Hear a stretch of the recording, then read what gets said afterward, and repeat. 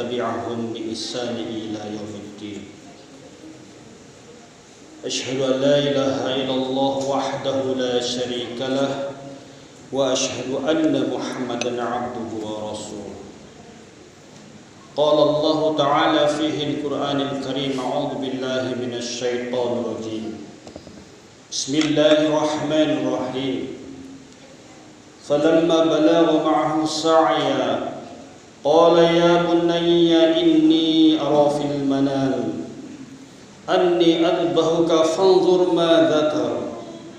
Qala ya abati if'al ma tu'maru satajiduni insyaallahu minas shabirin.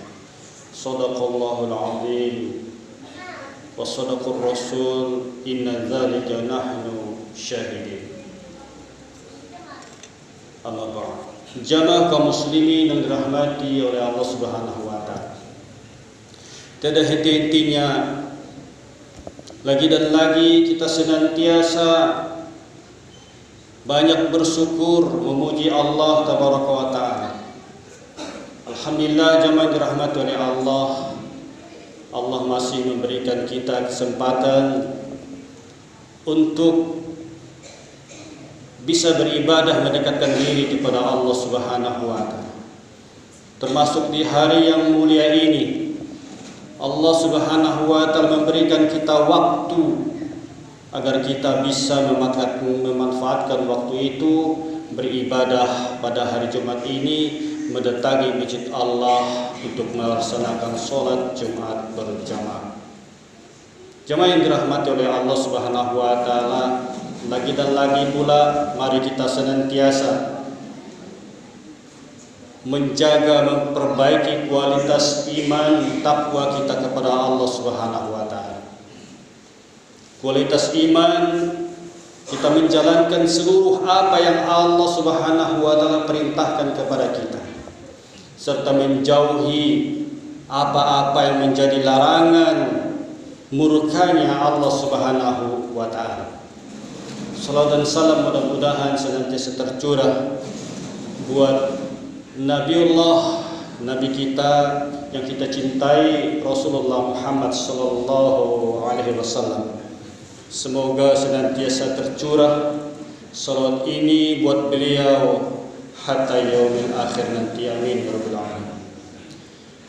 Jamaah yang dirahmati oleh Allah Subhanahu wa taala, Allah berfirman di dalam Al-Qur'anul Karim, A'udzu billahi minasy syaithanir rajim. Ahasiban nasu an yusraku ay yaqulu amanna bi wa huwa la yuftanun.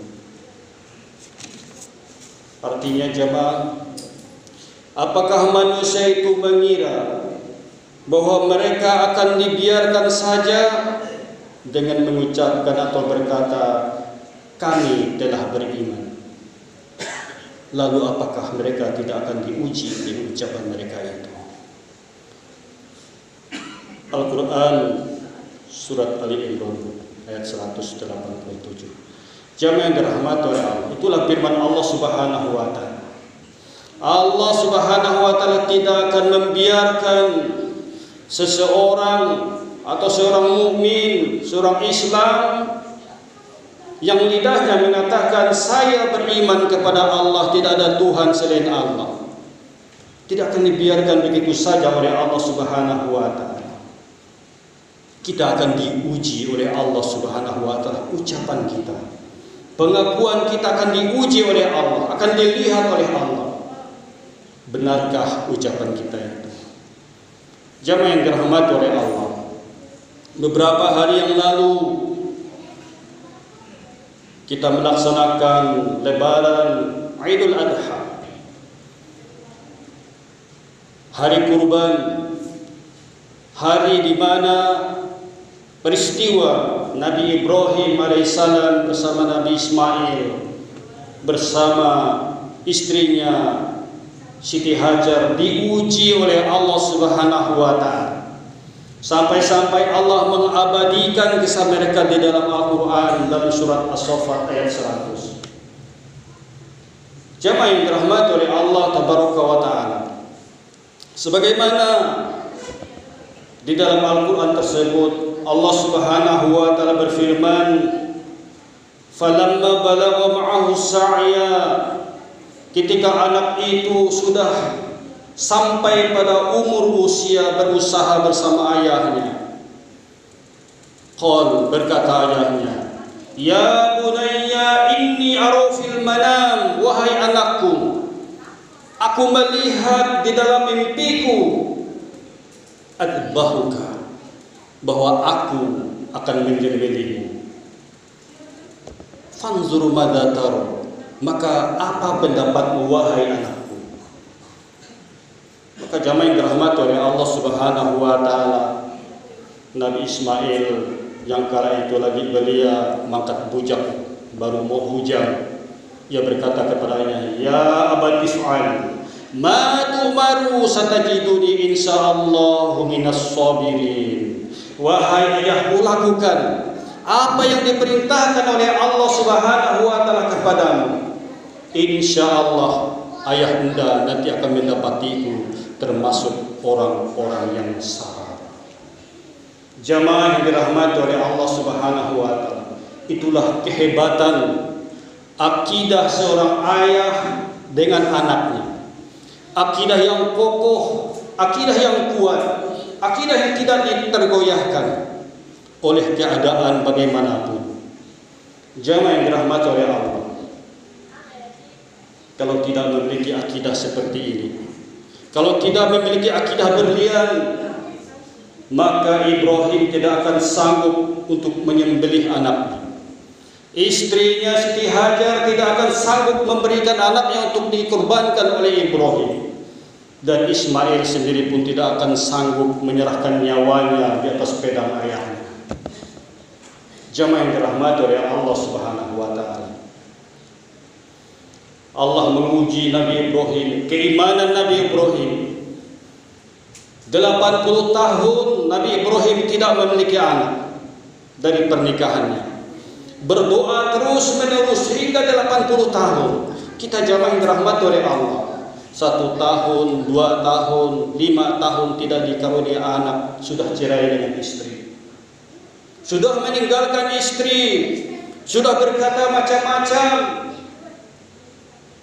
namun kurang untuk berdoa kepada Allah, kurang meminta kepada Allah Subhanahu wa Ta'ala, tidak menyandarkan segalanya kepada Allah Subhanahu wa Ta'ala. 80 tahun Nabi Ibrahim berdoa, sujud kepada Allah, meminta kepada Allah, diuji oleh Allah, hingga 80 tahun ia diberi seorang anak oleh Allah Subhanahu wa Ta'ala bernama Ismail. Tidak hanya itu, jamaah yang dirahmati oleh Allah, ketika Nabi Ismail keluar, ia diajak oleh Ibrahim ke gurun yang tandus, tidak memiliki buah, gurun pasir belantara, tidak ada pohon-pohon, tidak ada air bersama ibunya.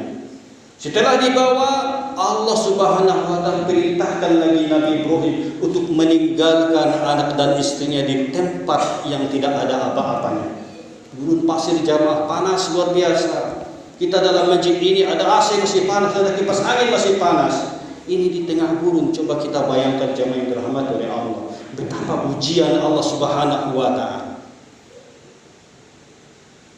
Maka Siti Hajar mengatakan, "Wahai Ibrahim, apakah ini nafsumu atau ini perintah Allah Subhanahu wa Ta'ala?" Maka apa kata Nabi Ibrahim? "Ya usti, wahai istriku, ini adalah perintah Allah Subhanahu wa Ta'ala." Maka apa kata istrinya bergumam di dalam hati? Kalau begitu, kalau ini perintah Allah Subhanahu